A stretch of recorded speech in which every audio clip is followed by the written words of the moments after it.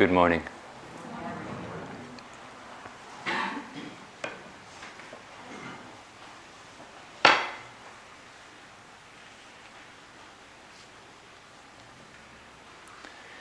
I'd like to start by reading a poetry, a poem. That is, if it doesn't run away.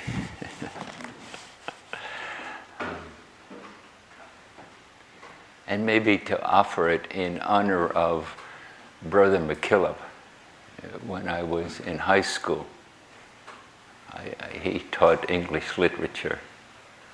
And I told him I was only going to study the poems that were likely to be on the exam. And the look of disappointment on his face. And then he looked out the window. And that's what sold me on poetry. So be careful about the look on your face. And also I thought this poem, The Patience of Ordinary Things by Pat Schneider,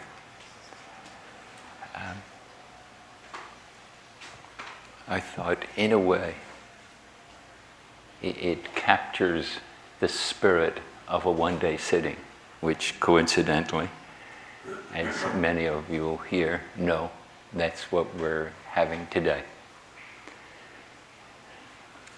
The patience of ordinary things. It's a kind of love, is it not? How the cup holds the tea, how the chair stands sturdy and foursquare, how the floor receives the bottom of the shoes or toes, how soles of the feet know where they're supposed to be. I've been thinking about the patience of ordinary things, how clothes wait respectfully in the closets, how soap dries quietly in the dish, how towels drink the wet from the skin of the back, and the lovely repetition of stairs. And what could be more generous than a window?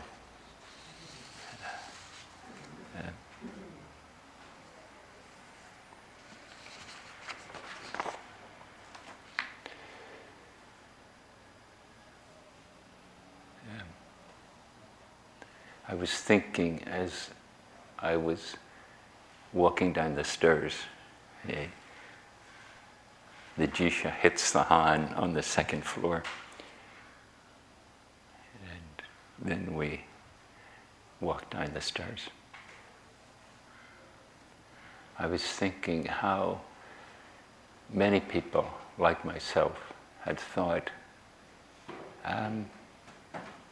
racism, homophobia, sexism, and all those other isms, they're on the wane, like they're diminishing.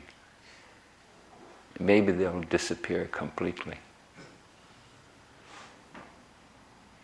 And then for me, and I think many people, all of a sudden, they've received a resurgence.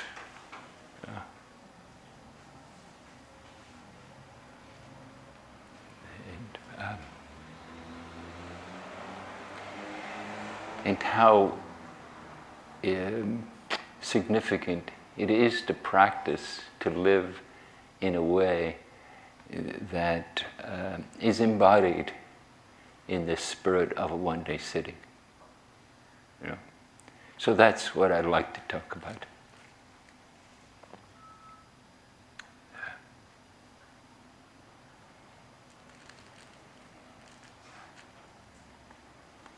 How maybe we start to see how to be patient with our impatience, how to settle in the midst of our unsettledness, maybe our disappointment that we thought, oh, society is heading in this direction. It's becoming more conscious of the environment in how we need to take care of it.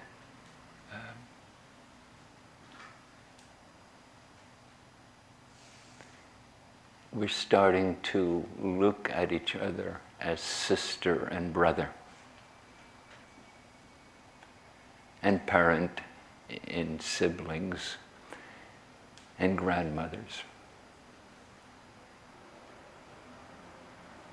When we came up from Oryoki breakfast,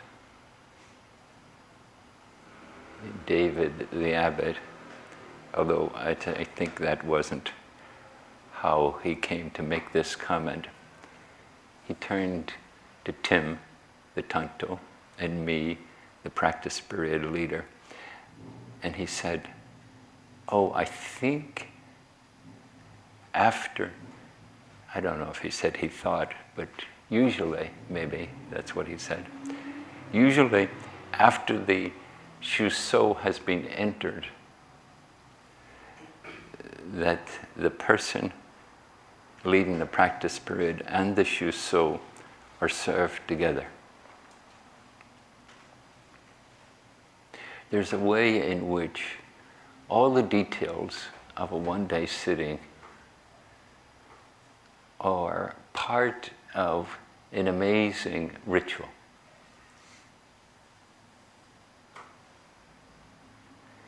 Like that detail.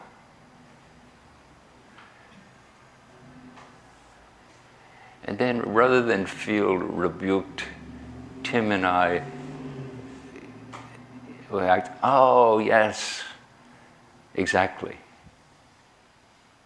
Like our Italian grandmother had just told her the secret ingredient of her spaghetti sauce.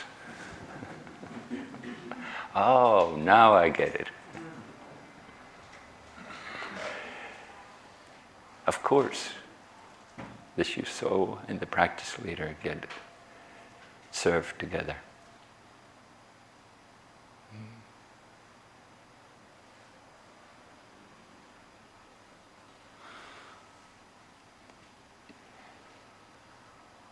And something seems to be shifting in how we practice. Maybe it's because so many were younger 30 years ago.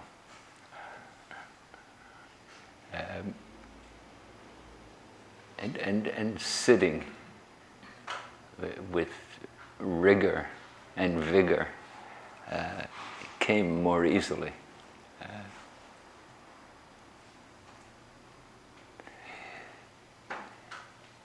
And over the years, believe it or not, we have learned something.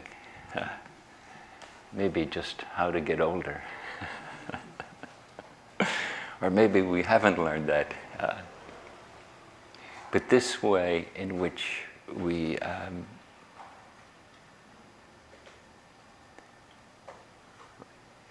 can see how practice is imbued with the sentiments of our connected life. Yeah? Like when we say something in the Zendo, referring to the Shuso, please give this person your support. They share this seat and responsibility.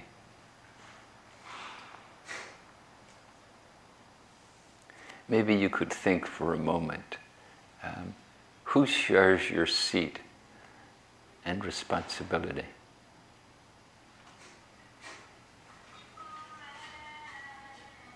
And is there a way in your life that you can acknowledge that?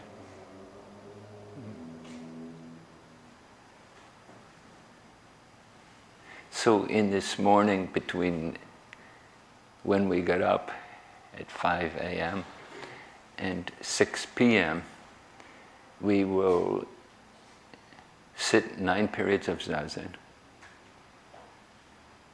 listen to one talk, have 3 meals,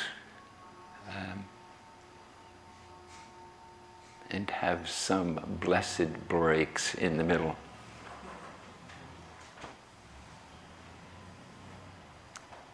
Even a good thing can be tiresome.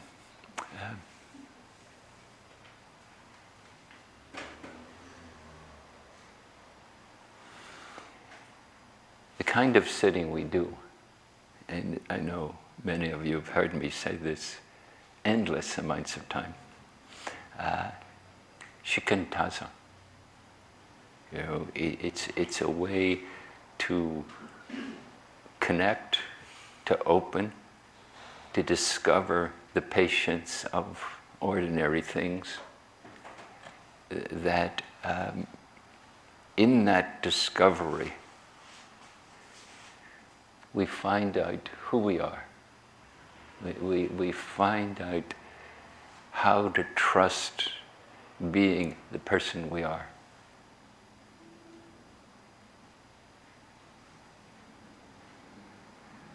Oscar Wilde once said, "You might as well be yourself. Everybody else is taken."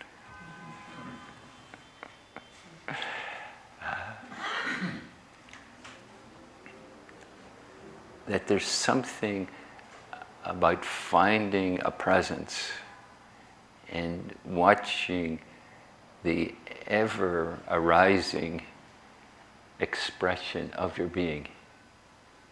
Just watching it, feeling it, noting it, and letting it be itself. Almost like an expression of gratitude. And then over time to learn how not to coerce yourself into being what you're not. To learn how to be patient with your impatience. To learn to be settled and present for your own unsettledness and the way your mind can jump from past to future in an instant.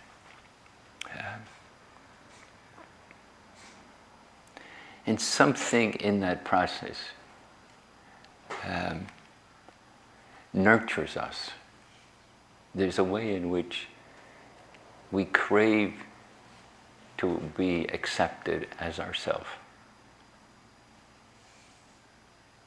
And maybe we go off on a pilgrimage searching for the person who will accept us, maybe even love us.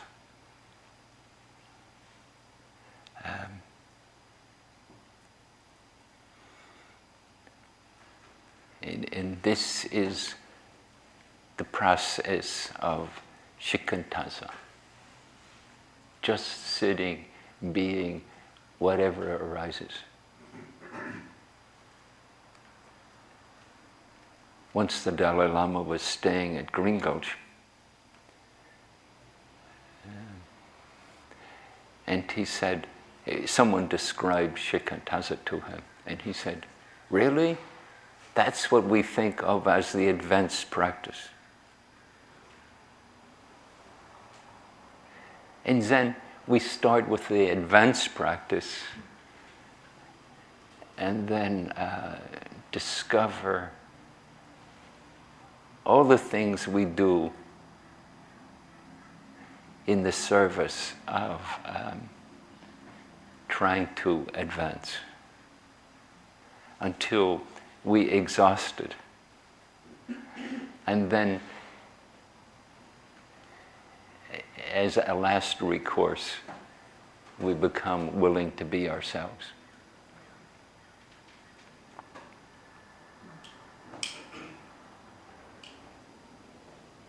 And this is the process of a one-day sitting.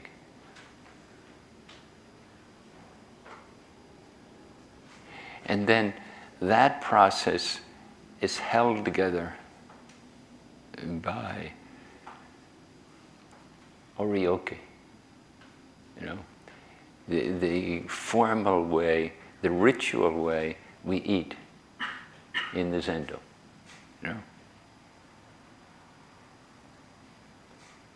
It's like a marvelous restaurant. You just come in, take a seat. You don't have to look at the menu. You don't have to order. You don't have to worry about how much you should tip the waiter or waitress.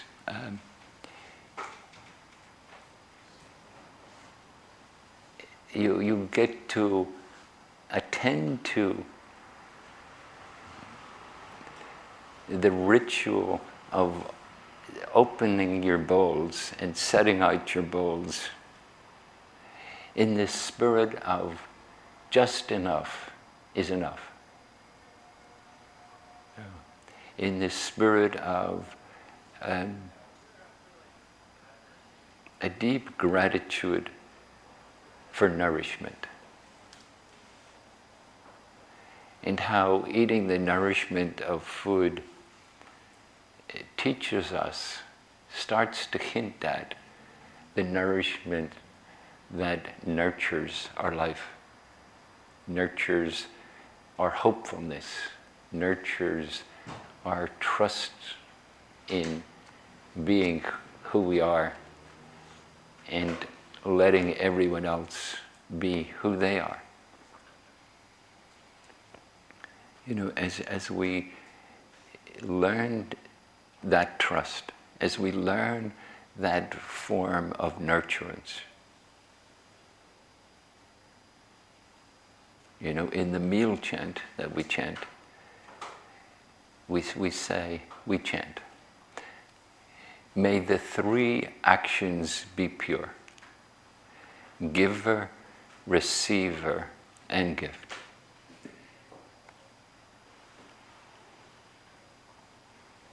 That without the servers serving us and bringing us food,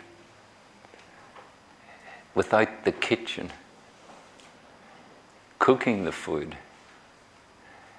without the farmers growing the food, without the sun and the rain and the soil, the food wouldn't grow.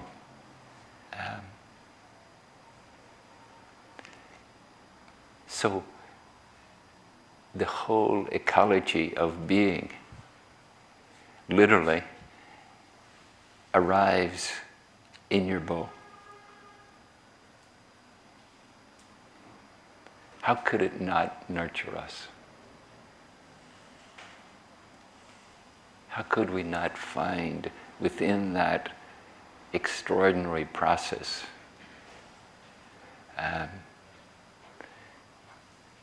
a way to deeply appreciate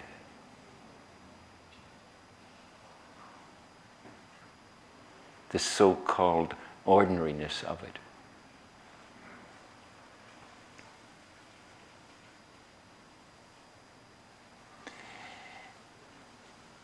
So we say that cycle of goodness, that cycle of nurturance, that cycle of interbeing arrives in our bowls, and we eat it, and the food nurtures us, and the whole ritual of how the food came to be in your bowl offers itself as a deeper kind of nurturance.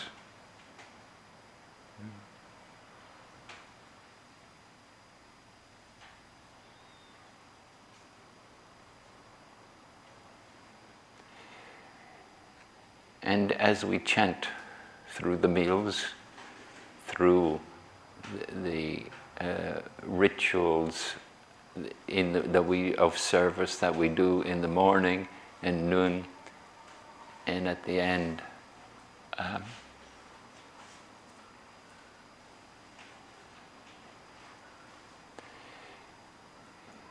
The chant we do every day is called the Heart Sutra. You know? There's a way in which, as Shikantaza puts us in touch with ourselves and each other, we're learning something about the heart of practice, both as heart as core and heart as the residue, the repository of compassion. And the Heart Sutra says, Shakyamuni, you sit over here and be quiet. Which apparently Shakyamuni is willing to do. Let's have Avalokiteshvara, the embodiment of compassion,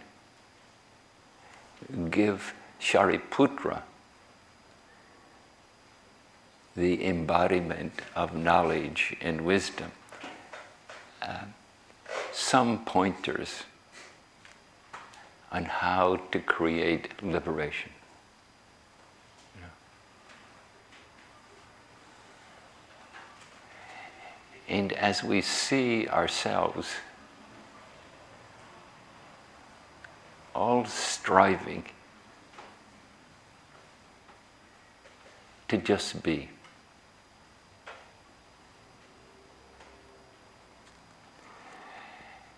and in that presence, you know, discovering the compassionate appropriateness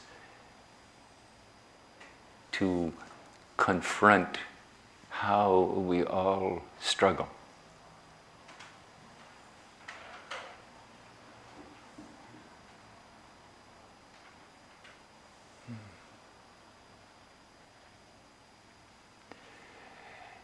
And in that struggling, we start to see how we're connected. You know?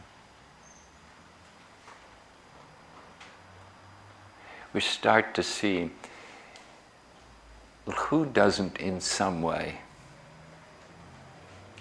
explore in what's going on for them.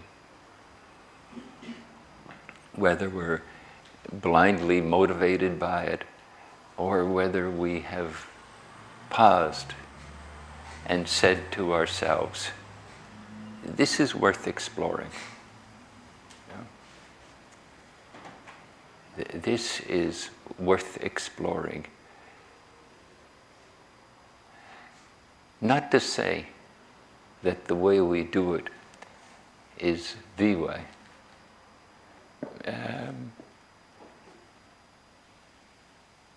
Just to say, I once read a book on Zen by a famous Rinzai teacher. And nowhere in the book did he say, this is how to practice Zen. What he said was, well, this is what I've done, and to the best of my perception, this is what happened as a consequence.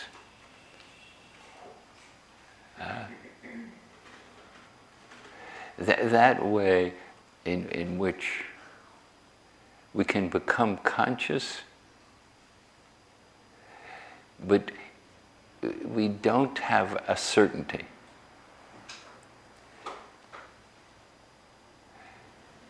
So Avalokiteshvara, the embodiment of compassion, teaches Shariputra, you know, that we can learn, we can discover, we can realize But we can't declare this is the one and only way to liberate. It's more that each of us can say, this is my experience.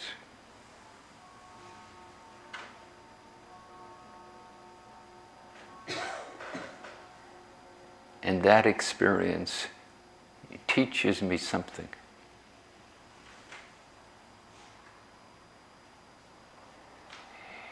And then the Heart Sutra goes on to formulate form and emptiness. And how that piece became part of the Heart Sutra. The Heart Sutra was developed and became a sutra in India. And then when it came to China, this piece about form and emptiness, how they're both singular and they are the same thing.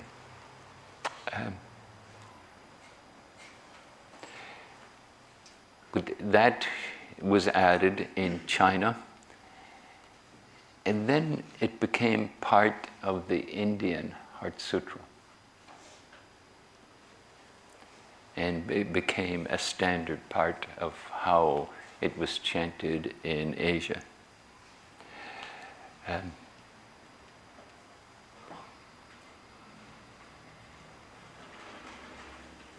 I must say, when I first read the Heart Sutra, I thought, form and emptiness, what has that got to do with anything? But actually, it's the stuff we live every day. In a way we could say that when we engage our so-called lives with all the relativity and associations that they have.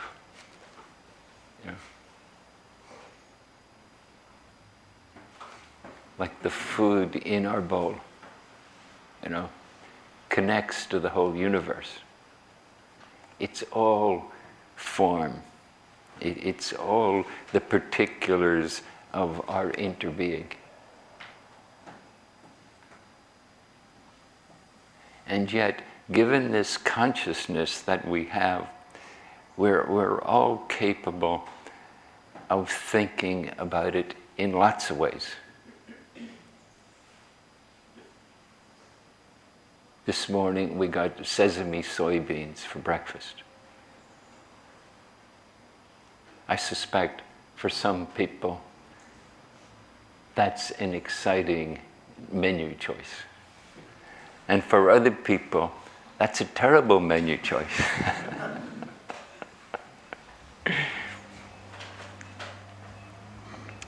And this is the human contribution, I love it. I hate it. Why did you ever decide to serve that? How wonderful you decided to serve that.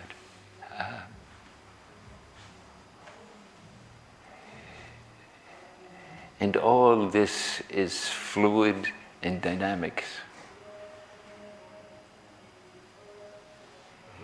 Just like that music. Is that pleasant or unpleasant? Is that enhancing or interrupting what's going on now, here?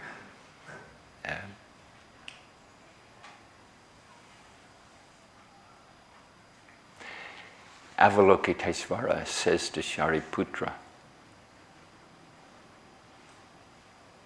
yes, we make it all up, but it profoundly affects us. The people who love sesame soybeans are deeply happy. The people who hate them are deeply saddened. Or maybe they're just thinking, well, I'll take a nominal amount, half a spoonful.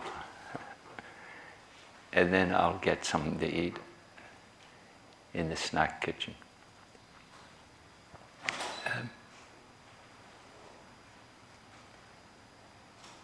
The world of form and the interconnection of all the parts, it seems so substantial. The endless activity of how we can relate to it seems so ephemeral, so subject to change, you know.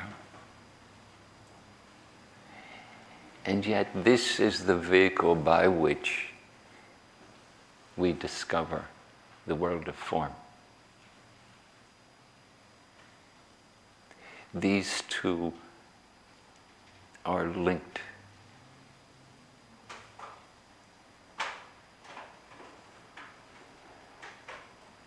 And this is the core teaching of the Heart Sutra. And then Avalokiteshvara continues, and when we see how we contribute to creating existence, when we can see that, we can start to see through it.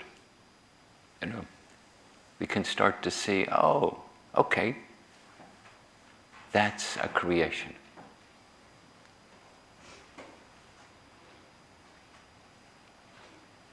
Maybe we can be a little revolutionary and start to see,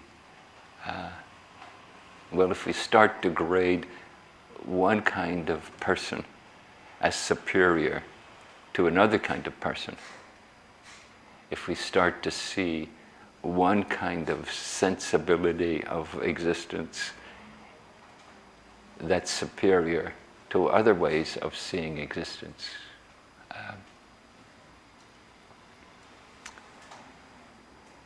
when our judgmental mind comes forth, it just agitates our shared existence.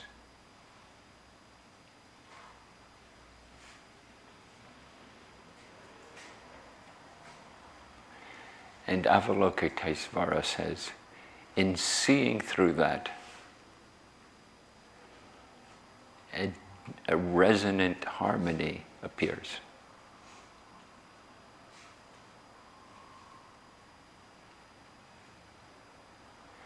And even though it's a grandiose notion, this is the heart of a one-day sitting.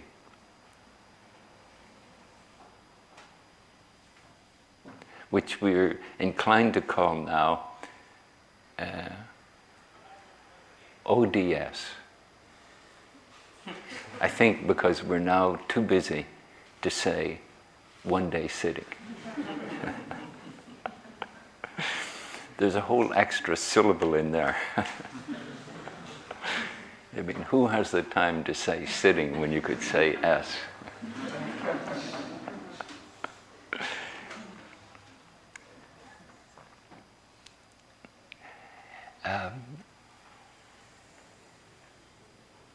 Everything's our teacher.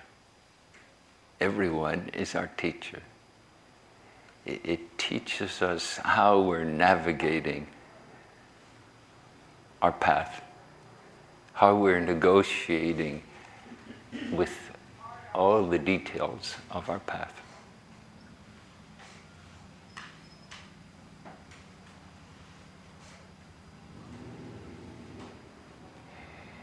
And then there's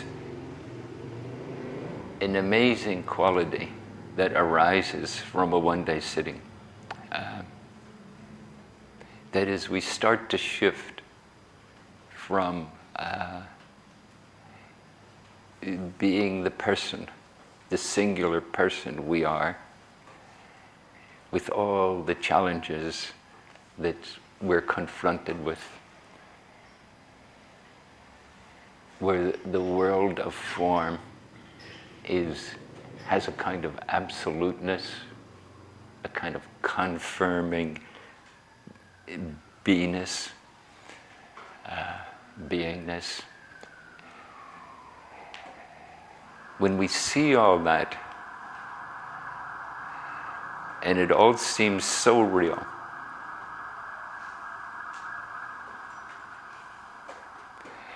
that it restricts possibility. When we start to see the possibility of being, something in our sitting shifts. And we, in a mysterious way, truly mysterious, we start to shift from being singular people to being part of we. We start to shift from me to we. And in that we,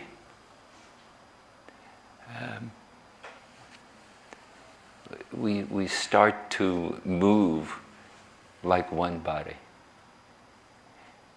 And we start to chant like one body. And sometimes the intention of chanting as a one body, then it helps us to harmonize. But in the harmonizing of our voices, we start to discover, not in a rational way, it's not something we figure out, we start to discover how to harmonize our being. And then sometimes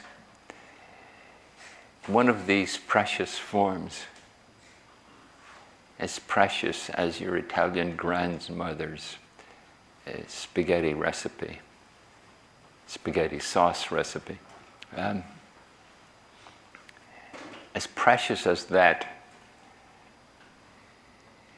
in our harmony, in our oneness of we make a shift. You know?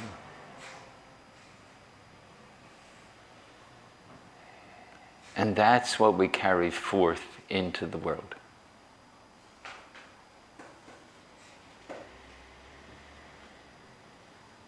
And maybe it just prompts us to read a poem.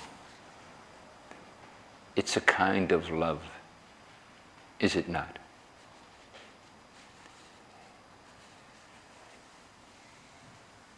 This is the Bodhisattva vow. It's not that we know exactly what we're proposing. It's more that a certain sensibility is arising in us. No? Let's encourage the harmony of being, of everyone, of all beings.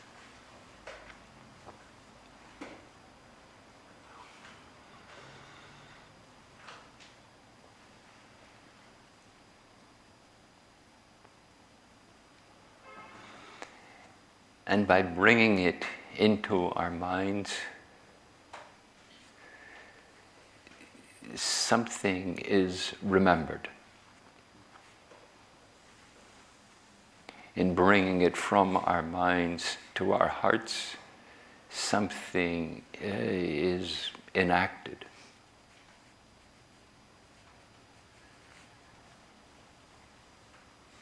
So let me finish with Pat Snyder's poem again. It's a kind of love, is it not?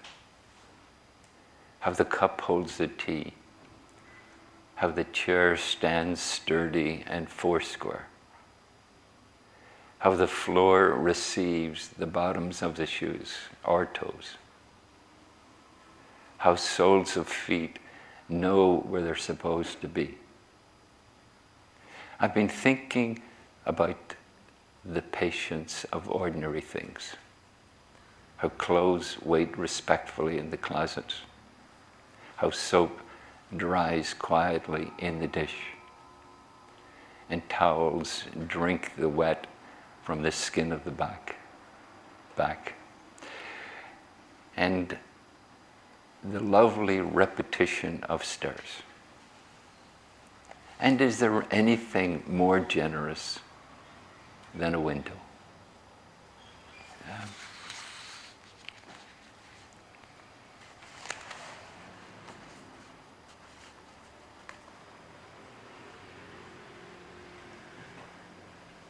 Thank you.